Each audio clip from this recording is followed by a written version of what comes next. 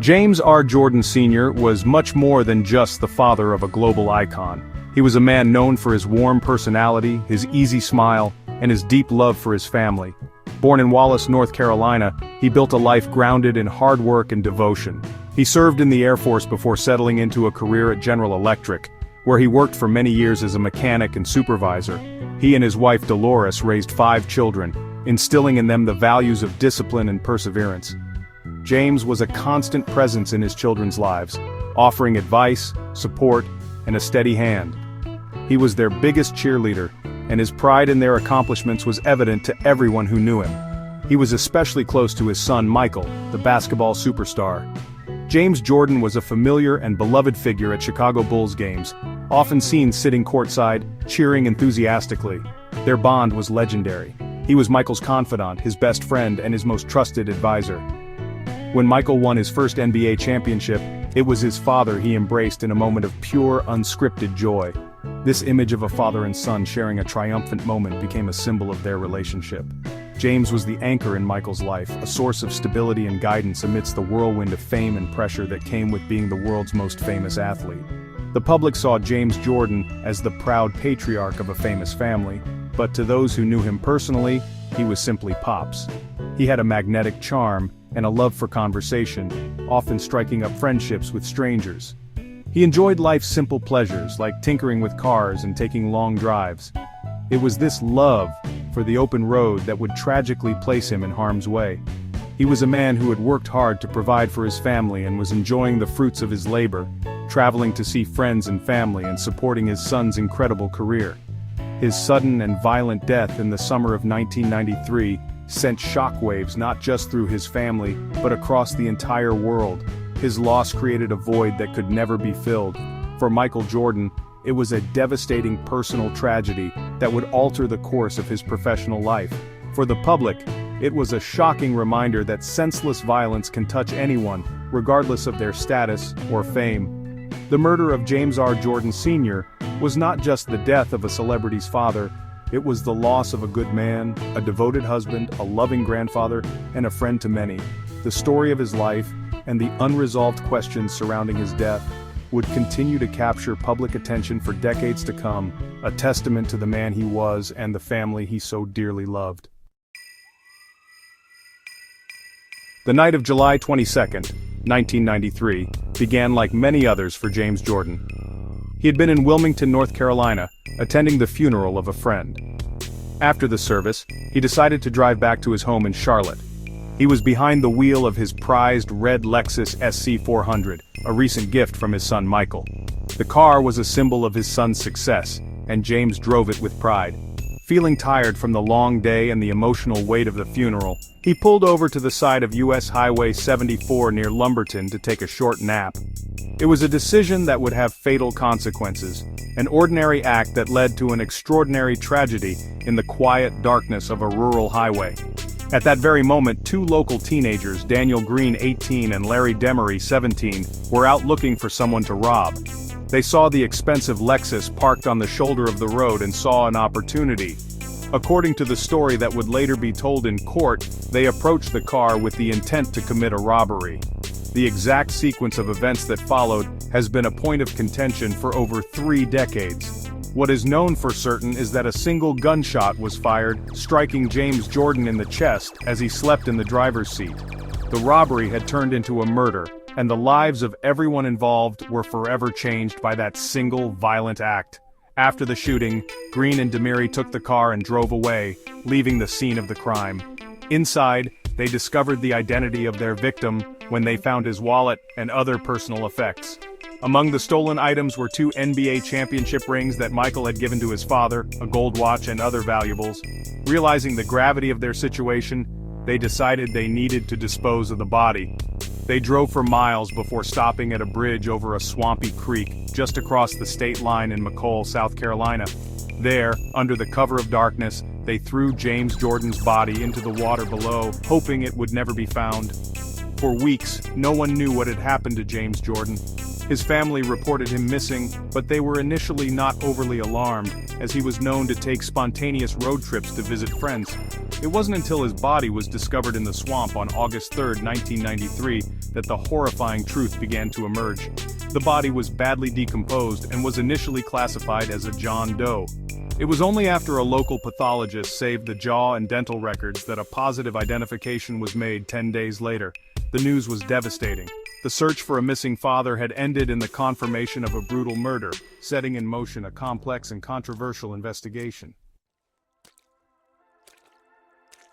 With James Jordan's body identified, a massive investigation was launched to find his killers. Law enforcement from North Carolina and South Carolina joined forces, determined to solve the high-profile case. The first major break came not from a traditional clue like a fingerprint, but from modern technology.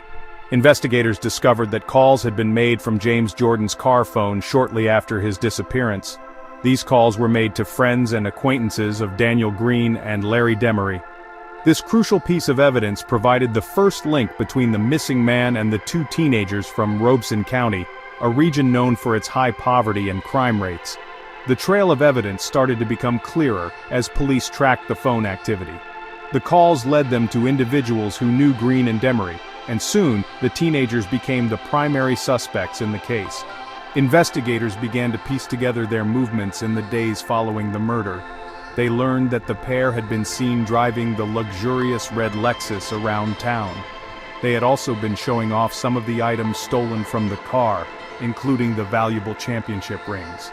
This brazen behavior was a critical mistake, as it drew attention to them and gave police more witnesses to interview. The car itself was eventually found abandoned in the woods near Fayetteville, stripped of its tires and stereo system. The investigation intensified as more people came forward with information. One of the most damning pieces of evidence was a homemade rap video. In the video, Daniel Green was seen wearing one of the stolen championship rings and the gold watch that Michael Jordan had given his father. This visual proof placed the stolen items directly in his possession. For investigators, this was a powerful link connecting Green to the crime. It demonstrated not only that he had the victim's property but also that he seemed to show no remorse, flaunting the trophies of a violent act. The combination of the phone records, witness statements, and the video evidence built a strong case against the two young men. The final pieces of the puzzle fell into place, leading to the arrests of Green and Demery in August 1993. The phone calls had pointed police in the right direction, and the suspects' own actions had sealed their fate. The investigation was a textbook example of how different types of evidence can come together to solve a crime. From the high-tech tracking of a car phone, to the simple old-fashioned work of talking to people in the community, law enforcement officials had successfully identified their suspects. The focus now shifted from the investigation to the courtroom, where the full story of what happened on that dark highway would be told.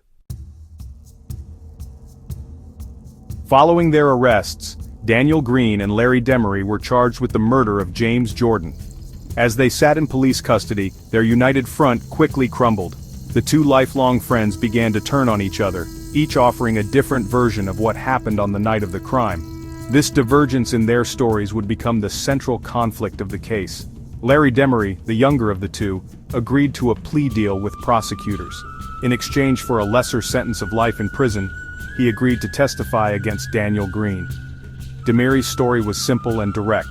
Daniel Green was the one who pulled the trigger. According to Demery's testimony, he was merely a reluctant accomplice. He claimed that Green was the instigator and the killer.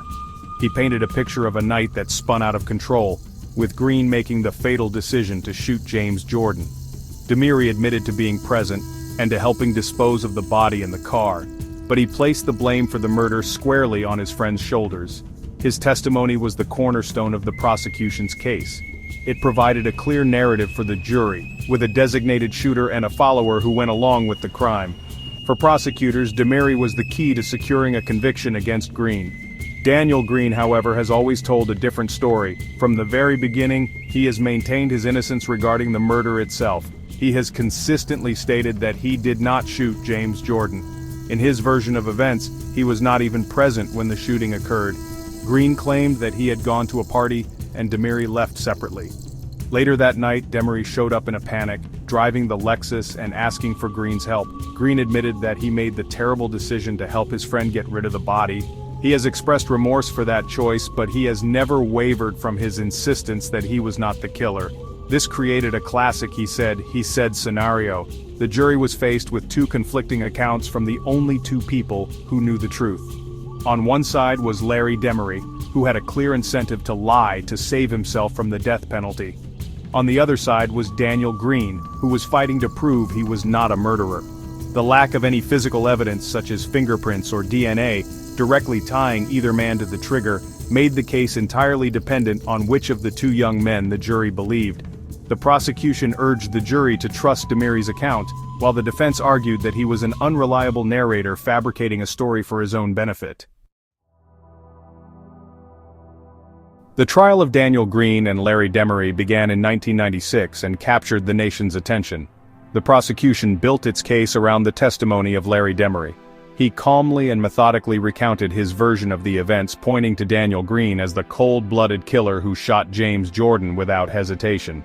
Prosecutors supplemented his testimony with the other evidence they had gathered: the phone records that traced the car's movements, the video of Green wearing the stolen ring, and the testimony of friends who saw the pair with the Lexus. The narrative presented to the jury was that of a simple robbery that turned deadly at the hands of Daniel Green.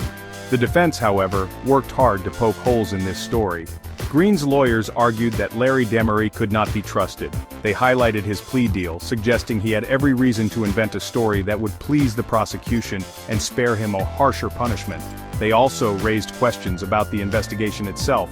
For example, they pointed out that the shirt James Jordan was wearing had a bullet hole in it, but there were no corresponding holes in the car seat where he was allegedly shot. This discrepancy suggested that the official story might not be entirely accurate. The defense tried to create reasonable doubt by showing the jury that the state's case was built on a foundation of lies from an admitted accomplice. Despite the defense's efforts, the jury was ultimately convinced by the prosecution's case. In 1996, both Daniel Green and Larry Demery were found guilty of first-degree murder. Both were sentenced to life in prison.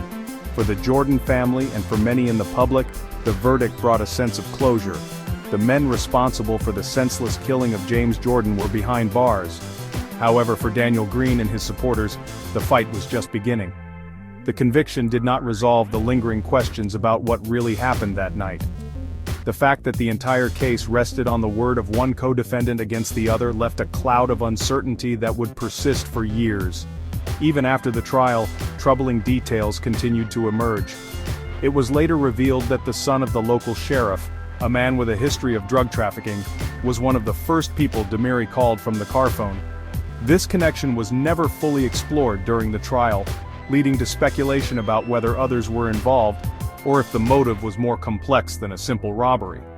These unanswered questions, combined with the lack of physical evidence tying Green to the shooting, fueled a growing movement that believed an injustice had occurred. The verdict may have been delivered, but for many the case was far from closed. For nearly 3 decades, the case of James Jordan's murder seemed settled. Daniel Green was serving a life sentence, and the legal chapter appeared to be closed. Then, in October 2024, a stunning and highly unusual development brought the case roaring back into the headlines. Gregory Weeks, the retired judge who had presided over the original 1996 trial, came forward with a powerful statement. He formally petitioned the North Carolina Parole Commission, asking them to release Daniel Green. This action by a trial judge, questioning a verdict from his own courtroom so many years later, is incredibly rare in the American legal system, and immediately drew national attention. In a sworn affidavit, Judge Weeks explained what had been troubling him for all these years. He wrote that he has been haunted by the trial and the conviction. The source of his deep-seated doubt was the omission of critical testimony from a key witness. During the trial, a forensic analyst from the State Bureau of Investigation testified about blood evidence. However, the analyst failed to disclose a crucial piece of information: that her tests for the presence of blood inside James Jordan's car had come back negative or inconclusive. This meant there was no physical evidence of a shooting inside the vehicle, which directly contradicted the prosecution's theory of the crime. Judge Weeks stated that if this information had been presented to the jury, it might have changed the outcome of the trial. The lack of blood evidence would have seriously undermined Larry Demery's story that Green shot Jordan inside the car. It would have given more weight to the defense's argument that the official narrative was flawed. Weeks felt that this omission was a significant failure of the legal process and had deprived Daniel Green of a fair trial. His intervention was not just a casual expression of doubt, it was a formal legal action aimed at correcting what he now sees as a potential miscarriage of justice. The judge's petition sent shockwaves through the legal community. It is almost unheard of for a judge to so publicly and forcefully advocate for the release of a person they sentenced. This development gave new life and powerful credibility to Daniel Green's claims of innocence. It was no longer just a convicted man and his advocates questioning the verdict. It was the very judge who oversaw the proceedings. Judge Weeks's affidavit transformed the case from a historical true crime story into a live and urgent issue of justice, prompting the Parole Commission to begin a new deliberation on Green's fate and forcing the public to reconsider everything they thought they knew about the murder of James Jordan. The intervention by Judge Gregory Weeks in 2024 provided a massive boost to the long-standing efforts to free Daniel Green. For years, Green and his legal team have been fighting his conviction through various appeals, all of which had been unsuccessful. His primary advocate has been Christine Mumma, the executive director of the North Carolina Center on Actual Innocence. Mumma has long argued that Green's trial was fundamentally unfair, citing a range of issues from ineffective legal counsel to the suppression of key evidence. Judge Weeks' petition validated many of her arguments and brought a powerful new voice to their cause. In his own letter to the Parole Commission, Daniel Green expressed deep remorse for his actions back in 1993. He acknowledged the pain he caused the Jordan family through his youthful decisions, specifically his choice to help Larry Demery dispose of the body and cover up the crime. However, he once again firmly denied being the shooter. His statement was one of accountability for the crimes he admits to, but also a plea for recognition that he was not a murderer. Upon learning of Judge Weeks's support, Green expressed profound gratitude, stating that the judge's willingness to come forward speaks volumes about the injustices in his case and provides hope that the truth will finally prevail. The support for Green's release has grown beyond his legal team. Criminal justice advocates and community leaders have also joined the call for his freedom. Reverend Thomas Jones, a prominent activist, stated that he was deeply moved by the judge's rare and courageous action. He argued that if the judge who heard all the evidence now has serious doubts, then the state has a moral obligation to reconsider the case. The North Carolina Parole Commission began its deliberations in October 2024. The process is confidential with no public hearings, but the weight of the judge's testimony and the renewed media scrutiny have placed the commission under immense pressure.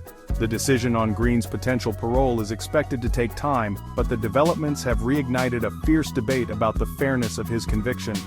The case now serves as a powerful example of the complexities of the justice system and the possibility of wrongful convictions. It highlights the profound impact that new information, or the revealing of old, hidden information, can have on a case long considered closed. For Daniel Green, who has spent more than half his life in prison, this new chapter represents the most promising chance he has ever had to regain his freedom and clear his name of the crime of murder. The murder of his father had a profound and lasting impact on Michael Jordan. At the time of the crime in 1993, Michael was at the absolute peak of his career. He had just led the Chicago Bulls to their third consecutive NBA championship and was celebrated worldwide as the greatest basketball player of all time. But the loss of his father, who was his closest friend and confidant, shattered his world. The two shared an incredibly tight bond, and James was a constant source of support and advice for his famous son. The sudden and violent nature of his death left Michael grappling with an immense and public grief that would change the course of his life and career. Just a few months after his father's murder, in October 1993, Michael Jordan shocked the world by announcing his first retirement from basketball. He explained that he had lost his desire to play the game. He later elaborated that his father had always wanted him to play professional baseball, and he felt that pursuing a baseball career would be a way to honor his father's memory. This decision was a direct consequence of the emotional turmoil caused by his father's death.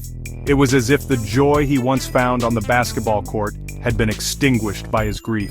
The world's greatest athlete walked away from his sport in a quest to connect with his lost father. The case has been a recurring subject in media coverage of Michael Jordan's life. It was a central theme in the popular 2020 documentary series The Last Dance, which explored the Chicago Bulls dynasty. The series dedicated significant time to the relationship between Michael and his father, and the devastating impact of the murder. It revisited the painful memories and highlighted how the tragedy fueled unfounded and cruel conspiracy theories linking the murder to Michael's alleged gambling debts. These baseless rumors added another layer of pain for the Jordan family during an already unbearable time. Documentaries like Moment of Truth have also delved into the case, examining the controversies and unanswered questions surrounding the investigation and trial. Over the years, Michael Jordan has spoken sparingly about his father's death, but his words have always conveyed a deep sense of loss. He has described his father as his rock, and has spoken about the difficulty of navigating life without his guidance. The murder not only took his father, but also stole a piece of his own privacy and sense of security. The recent legal developments in 2024 have brought the painful episode back into the public eye, forcing the Jordan family to relive the tragedy once again. While the debate over Daniel Green's guilt continues, the one unchanging fact is the profound and permanent void left in Michael Jordan's life by the loss of his beloved father. More than 3 decades after the tragic event, the murder of James R. Jordan Sr. continues to be a subject of intense debate and fascination. One of the primary reasons for its enduring legacy is its connection to Michael Jordan, one of the most famous figures of the 20th century. The case brought the brutal reality of violent crime into the lives of a family that seemed to have it all. This intersection of celebrity, tragedy, and crime created a story that has captivated the public for generations. The case is not just about a murder, it is about the tragic loss suffered by a global icon at the height of his fame, making it a story of enduring human interest. However, the case's persistence in public discourse goes far beyond its celebrity connection. It is fueled by the significant and unresolved questions about the investigation and the trial. The entire conviction of Daniel Green as the shooter rests on the testimony of his co-defendant, Larry Demery, who received a plea deal for his cooperation. The lack of conclusive physical evidence, such as fingerprints on the gun or blood in the car, has always left room for doubt. The recent revelations from Judge Gregory Weeks, who now questions the fairness of the trial he oversaw, have amplified these doubts and transformed them into a credible challenge to the official narrative. The case has become a symbol of broader issues within the American justice system. It raises critical questions about due process, the reliability of testimony from co-defendants, and the potential for wrongful convictions. The fact that crucial exculpatory evidence, the negative blood tests, was not fully disclosed to the jury is a powerful example of how the system can fail. For criminal justice advocates, Daniel Green's situation is a textbook case of how a defendant, particularly a young black man from a poor area, can face an uphill battle in the courtroom. The fight for his freedom has become part of a larger conversation about the need for reform and greater accountability in the legal process. Ultimately, the unresolved case of James R. Jordan Sr. endures because it lacks a definitive and satisfying conclusion. It is a story with 2 conflicting narratives and no undisputed proof to settle the matter. Was Daniel Green a cold-blooded killer, or was he a young man who made a terrible mistake in helping a friend cover up a crime? Was the trial a successful delivery of justice, or was it a miscarriage of it? As long as these questions remain, the case will continue to be debated, studied, and discussed. It stands as a somber reminder that sometimes, even when a verdict is reached and a sentence is served, the full truth can remain elusive, and the quest for justice is never truly over.